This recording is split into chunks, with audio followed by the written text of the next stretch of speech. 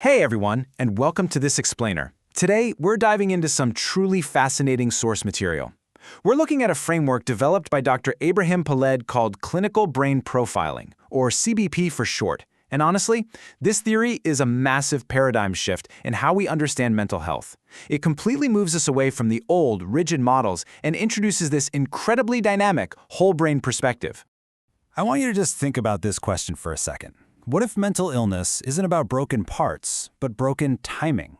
We're so used to picturing psychiatric issues as a chemical imbalance, right? Or maybe some localized defect, kind of like a broken gear in a machine.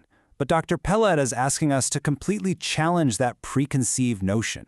What if the machine's parts are actually totally fine, but the synchronization, the timing of how everything connects is what's misfiring? So to unpack this, we're going to navigate through four key areas. Number one, the whole exceeds its parts. Number two, short-term brain plasticity. Number three, long-term brain plasticity. And finally, number four, reframing psychiatric diagnosis. All right, kicking things off with Section 1, the whole exceeds its parts, looking at the emergent properties of the brain. You see, traditional psychiatry often acts a bit like a symptom catalog. It relies heavily on behavioral checklists, always hunting for that one localized defect. But clinical brain profiling pushes back on that hard. It argues that mental disorders are fundamentally disturbances to the brain's network dynamics. It's all about whole brain organization giving rise to our mental state. And that brings us to the foundational assumption of this entire theory. The whole exceeds the sum of its parts. Things like consciousness and mood, you can't just find them sitting in a single neuron. These properties emerge from the integrative activity of the entire brain working together. So a psychiatric illness isn't some isolated, localized injury. It actually reflects a breakdown in that incredibly complex whole brain organization. To really get how this works, imagine the brain's timing like the nested, turning gears of a giant, complex clock. Dr. Peled organizes brain function and where it gets disrupted around four nested levels of neuronal plasticity, with each one operating on its own distinct timescale.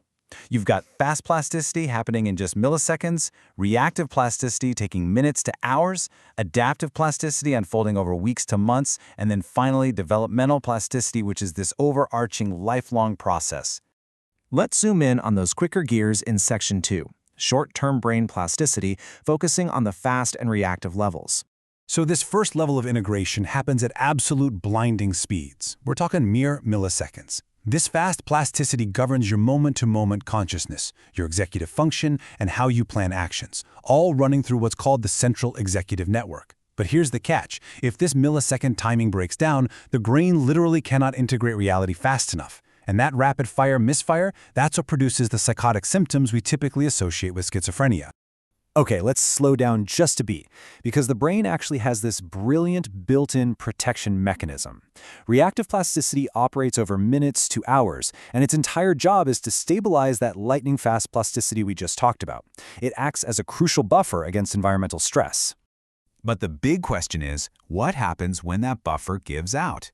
If reactive plasticity fails to stabilize the central executive network when you're under stress, you get this intense, heightened arousal. Clinically speaking, this manifests as anxiety disorders. The brain is essentially losing its shock absorbers. Moving on to the longer game in Section 3, long-term brain plasticity, covering the adaptive and developmental levels. To wrap our heads around these longer time frames, we have to touch on a classic rule of neuroscience, Hebbian dynamics. You've probably heard the famous summary, right? Neurons that fire together, wire together. This is the fundamental way the brain learns and adapts over time. Now, this adaptive plasticity operates over weeks or even months. It uses those Hebbian dynamics to build internal models of the world, specifically within the salience network. Think of the brain as a massive prediction machine. You know that jarring jolt you feel when you expect a final stair step in the dark and it isn't there? The brain is constantly trying to minimize that kind of error between expectation and reality. If the brain generates excess predictive error, what they call free energy, it results in depression. On the flip side, if it goes into overdrive and engages in excessive optimization, it drives manic states.